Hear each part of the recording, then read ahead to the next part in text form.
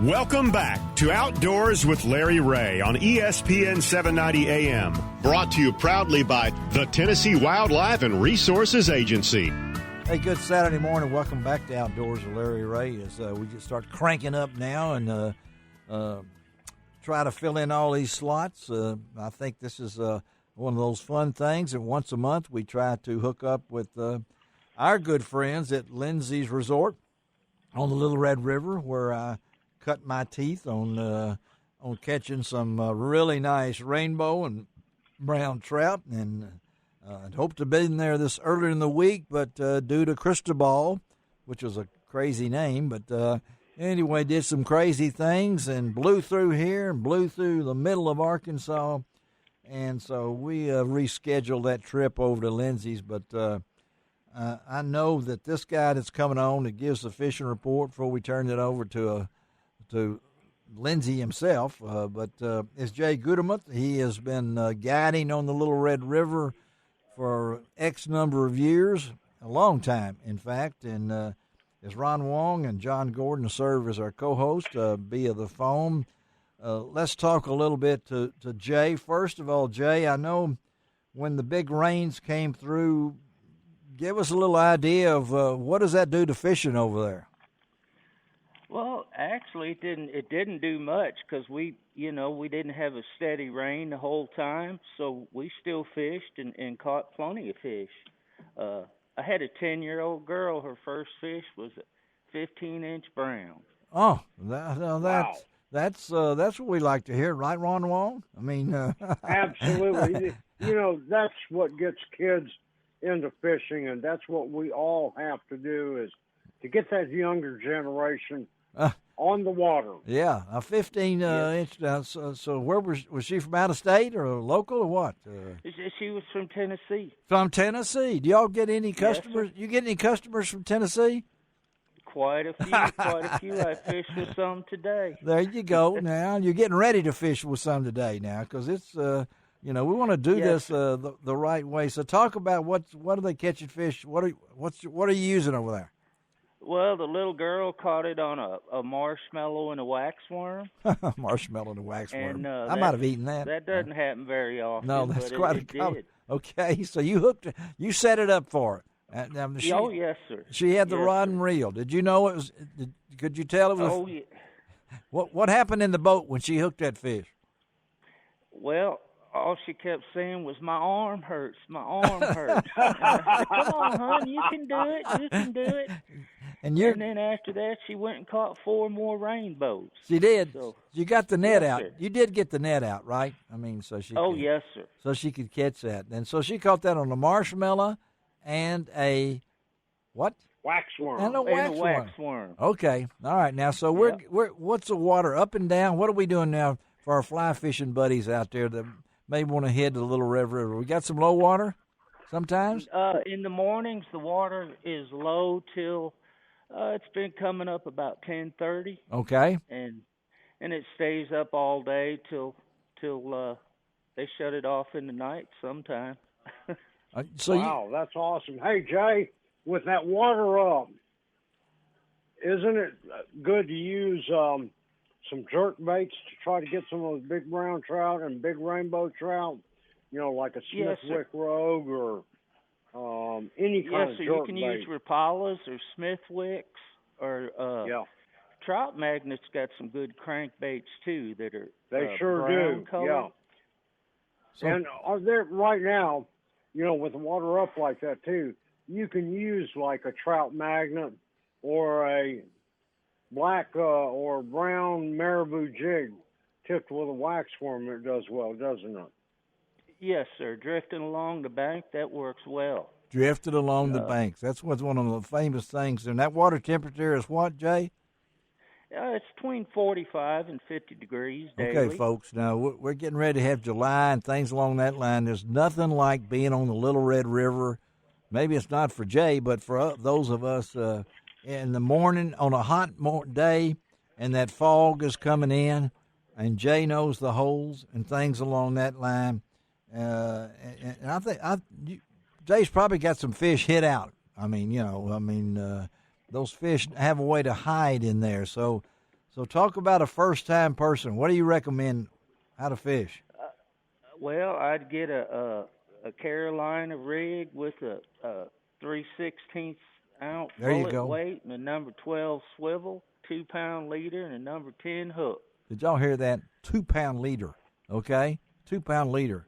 Ron Wong, I think you've hooked a fish with a 2-pound leader before, hadn't you? So. Oh yeah, I have done that, and it's just as long as the drag is set properly on your reel, Yeah. you'll catch all your fish, and that's what it's all about.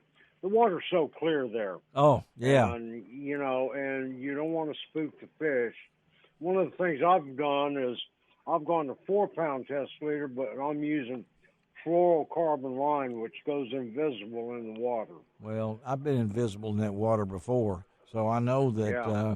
one of the things about the Little Red River, Jay, and you can talk about this, is the vegetation, because it's made for big fish. There's some. What do you consider a big rainbow? Well, over 4 pounds is a big rainbow. That's a big to rainbow. me. Yeah. 3 pounds is a big rainbow. So that 15-inch fish probably rate what? It was probably 2. Yes. Yeah.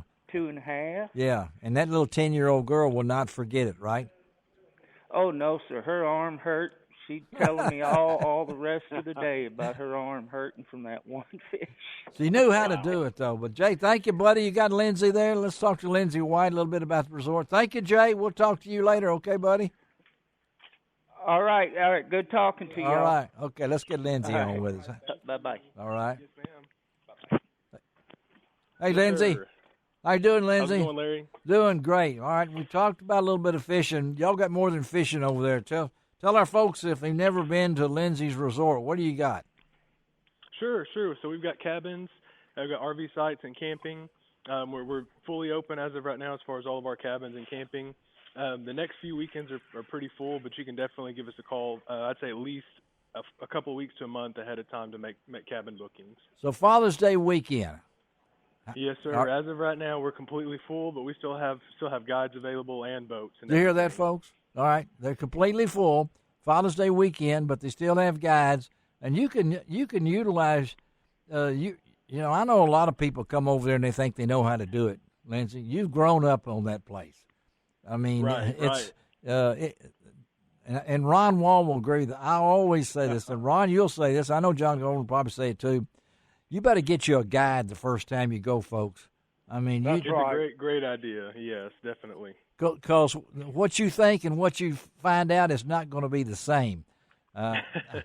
Whether you're, I know there's fly fishermen love that things over there, but you got the cabins on the lake. All right, and the restaurant. Yes, sir. Yeah, all right, the restaurant, are we still open on the weekends? Is that what we're doing now? We are right now. So they've lifted a few more of the restrictions. So right now the restaurant's open from 5 until 8 on Friday and Saturday night. It's reservation only for dine-in, and then we still do the to-go and curbside pickup as well. But the restaurant is open for dine-in, but reservations are needed, right? Yes, sir. You just have to make a reservation for dine-in. Okay, folks. So tell how our listeners can get in touch with you guys and let them know how they can book a trip with a guide and things like that. Sure. So if they need more information, they can always call us at 501-362-3139, and we can give them info on availability for cabins as well as guides. And then if they want to see pictures and videos of the rooms, they can see 360-degree videos of all the rooms on our website, which is www.lindsaysresort.com. Is that amazing? I can't imagine what Mr. Lindsay back in the day in Nana would have thought about having 360s and drones. And Ron, you and I go back a long time. Yeah, we do. And I can remember those days when Lindsay's mom was just a tot, running around over there, Terry, and then her brother Billy and all the rest. But it's really an historic place, folks, and I plug this because not because of my connections, but what the late Henry Reynolds put Lindsay's on the map at the Commercial Appeal. And yes, he did. And I would say, Lindsay, that a lot of your business comes from Memphis, doesn't it?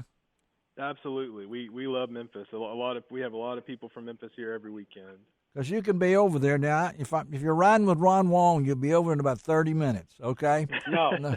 2 hours and 45 minutes. 2 hours and 45 minutes. Stop in. I like to stop in Ball Knob at the Bulldog. Oh yeah. We had to bring up food. I had to bring up food. Yeah. Well, hey, that's where I'd go. Well, and then if you want to, and he just kind of casually mentioned it, but they got some great food. Lindsay knows how to do this. His cook's in there. He's in the kitchen with them. And so, anyway, folks, Lindsay's Resort. Tell Jay thanks, Lindsay, and I'm going to rebook that trip. Hope to see you probably in July, okay? We'll be ready for you. All right. Tell everybody hello, okay? I will. Thanks, Larry. All right. That's Lindsay White. He is the general manager at Lindsay's Resort on the Little Red River where Ron and myself. John, you ever had a chance to go over there? I have never fished the Little Red, Larry, just the White River. You need to. I know you've been to the White River. You need to go to Little Red, right, John? I mean, right, Ron? Oh, absolutely. Yeah. That's a lot of fun. It's an easy drive. Yeah. And the trout are so willing to bite your line, your bait, whatever you put in there. They are It makes no difference. And they're stocking them in there. It's a great lake, a great river. You go up to the big lake and find out what's going on up there. Let's take a break. Come right back. It's almost time to talk to the CEO of DU, and we'll let John Gordon. I'm going to let you introduce this next man, John, okay? All right. Okay, Larry, I can do that. You can do that. All right, let's take a break. We'll be right back. Your boss.